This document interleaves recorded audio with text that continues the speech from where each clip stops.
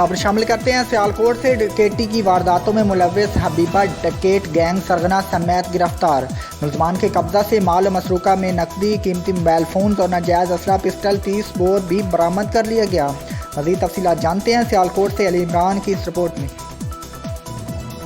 जी बिल्कुल, district police officer Sialkot Abdul Ghaffar Kasrani की हुसूसी हदायत और SDPO DSP सिटी सर्कल की ज़ेर निगरानी SHO थाना रंगपुरा सब इंस्पेक्टर आबिद फरूक मां पुलिस टीम ने जराइम पेशा अफराद और मुजरमान अश्तियारियों के खिलाफ जारी हुसूसी मुहिम में अपने पेशा वाराना सलाहियतों को बरूए कार लाते हुए जदीद टेक्नोलॉजी की मदद से डकैती की वारदातों में मुलव्वस एहसान हबीब उर्फ हबीबा गैंग के दो मुलजमान एहसान हबीब उर्फ हबीबा हसनैन वल्द मंजूर को गिरफ्तार कर लिया गया। मुलजमान की गिरफ्तारी से दौरान इंटरोगेशन माल मसरूका में नफरी नकदी 17,000, कीमती मोबाइल 2 अदद, फ़ोन और पिस्टल 30 बोर 2 अदद मतअद्दिद गोलियां बरामद। मुलजमान ने डकैती के मतअद्दिद वारदातों के इंकशाफात किए हैं, जिनकी गिरफ्तारी से 6 मुकदमा ट्रेस हुए हैं। मुलजमान से इंटरोगेशन जारी है, जिनसे